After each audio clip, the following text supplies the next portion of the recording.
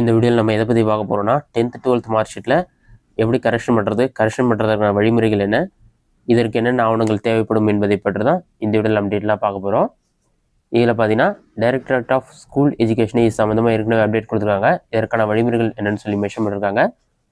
இதிலே பார்த்தீங்கன்னா name of scheme or service சொல்லி மென்ஷன் பண்ணிட்டு correction in 10th and 12th standard transfer certificate cum mark sheet சொல்லி mention பண்ணியிருக்காங்க.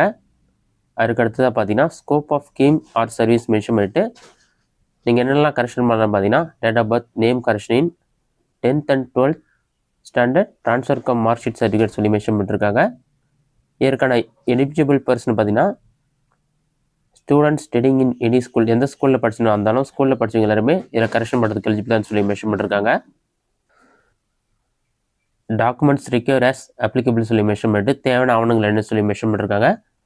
Original mark sheet with 1 photocopy, bonafide certificate for studied from first standard to 5th standard or 8th standard. நீங்கள் எந்த ஸ்கூலில் படிச்சிருக்கீங்களோ அந்த ஸ்கூலில் first ஸ்டாண்டர்ட்லேருந்து 8th standard வரைக்கும் படித்ததுக்கான bonafide certificate, அப்படி இல்லைனா ஃபஸ்ட் ஸ்டாண்டர்ட்லேருந்து 5th ஸ்டாண்டர்ட் வரைக்கும் படித்ததுக்கான போனஃபைட் சர்டிஃபிகேட் வந்து ஹெட் மாஸ்டர் கிட்ட வாங்கணும் சொல்லி மென்ஷன் பண்ணியிருக்காங்க.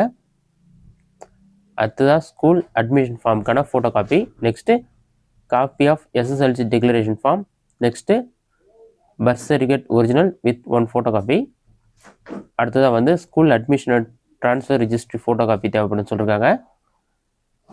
எரர் எக்ஸ்ப்ளனேஷன் ரிப்போர்ட் வாங்கணும். நீங்கள் படித்த ஸ்கூலில் போயிட்டு இந்த மாதிரி உங்களுடைய மார்க் ஷீட்டில் மிஸ்டேக் இருக்குதுன்னு சொல்லிட்டு ஹெட் மாஸ்டர்கிட்ட ஒரு லெட்டர் மாதிரி வாங்கிட்டு வரணும்னு சொல்லி மென்ஷன் பண்ணியிருக்காங்க. அடுத்ததாக நீங்கள் ஸ்கூல் படித்து ரொம்ப நாள் ஆகுதுன்னா நீங்கள் கோர்ட்டில் பெட்டிஷன் ஃபைல் பண்ணணும். உங்களோட மார்க் ஷீட்டில் என்ன கரெக்ஷன் இருக்குன்னு சொல்லி மென்ஷன் பண்ணிவிட்டு ஃபைல் பண்ணிங்கன்னா அவங்க ஒரு ஆர்டர் கொடுப்பாங்க. அந்த ஆர்டருடைய ஃபோட்டோகாப்பியை நீங்கள் அட்டாச் பண்ணுற மாதிரி இருக்கும். அடுத்ததாக நீங்கள் government organisation government sector work பண்ணிங்கன்னா அதற்கான ப்ரூஃபும் சப்மிட் பண்ணுற மாதிரி இருக்கும். நெக்ஸ்ட்டு நீங்கள் எங்கே போய் அப்ளை பண்ணணும்னு பார்த்தீங்கன்னா 2 இடத்துல அப்ளை பண்ணலாம். டிஸ்ட்ரிக்ட் லெவல்லையும் அப்ளை பண்ணலாம், ஸ்டேட் லெவல்லையும் அப்ளை பண்ணலாம். டிஸ்ட்ரிக்ட் லெவலில் அப்ளை பண்ணிங்கன்னா சீஃப் எஜுகேஷன் ஆஃபீஸர்கிட்ட வந்து அப்ளை பண்ணுற மாதிரி இருக்கும். இதே ஸ்டேட் லெவலில் அப்ளை பண்ணிங்கன்னா ஜாயிண்ட் டைரக்டர்கிட்ட தான் வந்து இந்த டாக்குமெண்ட் அப்ளிகேஷன் ஃபார்ம் எல்லாத்தையும் நீங்கள் சப்மிட் பண்ணுற மாதிரி இருக்கும். இதற்கான டைம் லிமிட் வந்து 30 days தான் கொடுத்துருக்காங்க. அதுக்கடுத்தது வந்து கிரீவன்ட் ரெஜிஸ்டர் சொல்லிவிட்டு உங்களுக்கு ஏதாச்சும் டவுட் கேட்கணும் அல்லது கம்ப்ளைண்ட் ஏதாச்சும் நீங்கள் பண்ணணும்னு நினச்சிங்கன்னா டிஸ்ட்ரிக்ட் லெவலில் வந்து சீஃப் எஜுகேஷன் ஆஃபீஸர்கிட்ட தான் வந்து நீங்கள் இன்ஃபார்ம் பண்ணணும்.